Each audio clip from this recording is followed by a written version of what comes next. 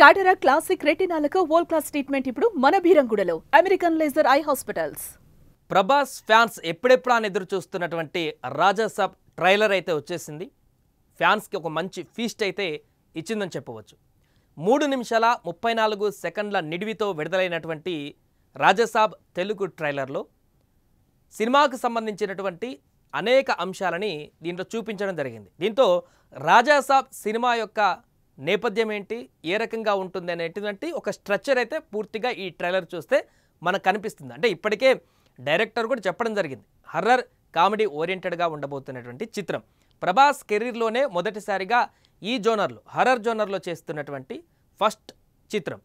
So ఈ చిత్రంలో ఏ రకంగా అవుట్ ఉండబోతుంది అనేది టెన్షన్ చాలామందికి నెలకొంది. ఎందుకంటే మారుతి లాంటి డైరెక్టర్తో తీస్తున్నారు కాబట్టి ఈ యొక్క గతంలో మంచి సక్సెస్ ట్రాక్ ఉన్నటువంటి డైరెక్టర్ మారుతి ఈ యొక్క హర్రర్ మూవీస్కి సంబంధించి. కానీ ప్రభాస్ లాంటి స్టార్ ఇమేజ్, పాన్ ఇండియా స్టార్గా ఉన్నటువంటి ప్రభాస్ ఇమేజ్ ఇప్పుడు అంతర్జాతీయ స్థాయికి ఇమేజ్ పాకినటువంటి హీరోని చూపించాలంటే లైన్ అనేది చాలా పెద్దగా ఉండాలి, స్టోరీ లైన్ అనేది, లేదా చిన్నగా ఉన్నా కూడా ఎలివేషన్ అనేది ఎక్కువగా ఉండాలి. సో దీన్ని మారుతి చూపించగలుగుతారా లేదా అనేటువంటి ఒక డౌట్ ఉండేది అందరికీ. కానీ ఈ ట్రైలర్ తోటి పటాపంచలు చేశాడు మారుతి. చాలా చక్కగా ప్రభాస్ని అయితే చాలా రోజుల క్రితం నుంచి ఫ్యాన్స్ ఏ రకంగా చూడాలనుకుంటున్నారో, ఎందుకంటే ఈ మధ్యలో మొత్తం మాస్ సినిమాలు ఎక్కువైపోతున్నాయి ప్రభాస్కి. సలార్ కానీ కలికి కూడా ఆల్మోస్ట్ కొంచెం ఇది ఉన్నా కూడా డార్లింగ్ని ఏ రకంగా అయితే చూడాలనుకుంటున్నారో లవ్లీగా ఆ కోణం దాంట్లో లేదు.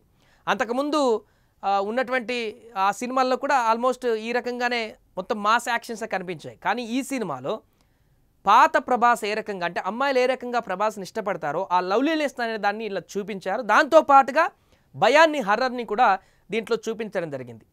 అంతేకాకుండా డైరెక్షన్ పరంగా, స్క్రిప్ట్ పరంగా ఇది ఇండియా వ్యాప్తంగా, ఎందుకంటే ప్రభాస్ క్రేజ్ ఇప్పుడు ఇండియా వ్యాప్తంగా కాబట్టి అన్ని భాషల్లో విడుదల కావాలి కాబట్టి అందరినీ మెప్పించేటువంటి విధంగా డిఓపిని కూడా చాలా చక్కగా డిఓపి మనకు కనిపిస్తుంది. కెమెరా టేకింగ్స్ కూడా ఒక సీన్లో దీంట్లో ప్రభాస్ డబుల్ యాక్షన్ అనేది ఒకటి మనకు స్పష్టంగా అర్థమైపోయింది. రెండో డబుల్ యాక్షన్తోనే ఇది ప్రధానమైనటువంటి కథ అల్లుకొని ఉంది అనేటువంటి తెలుస్తుంది. అంటే ఒక పాజిటివ్ క్యారెక్టర్, ఒకటి నెగిటివ్ క్యారెక్టర్.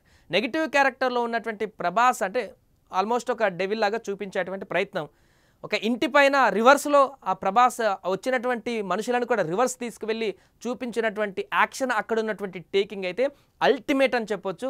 అసలు ఇలాంటి టేకింగ్ ఇప్పటివరకు ఏ సినిమాలో కూడా చూడలేదని కూడా చెప్పవచ్చు. దీంతో సినిమా పైన ఎంత హార్డ్ వర్క్ చేశాడు మారుతి అనేది కూడా మనకు స్పష్టంగా అర్థమవుతుంది.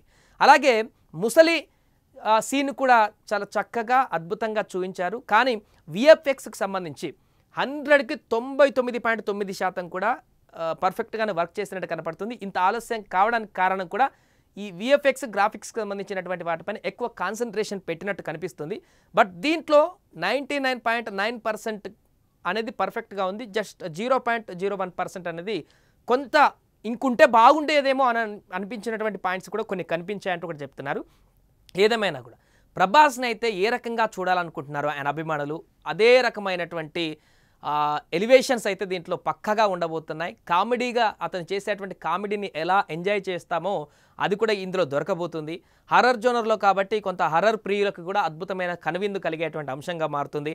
అండ్ దీంట్లో ఒక దయ్యాన్ని చూపించేటువంటి ప్రయత్నం చేసినట్టు కనిపించట్లేదు డైరెక్టర్. ఎందుకంటే డెవిల్తో పాటుగా సైంటిఫిక్ రీజన్తో కూడినటువంటి ఒక శక్తిని ఇంప్లిమెంట్ చేసినట్టు కనపడుతుంది.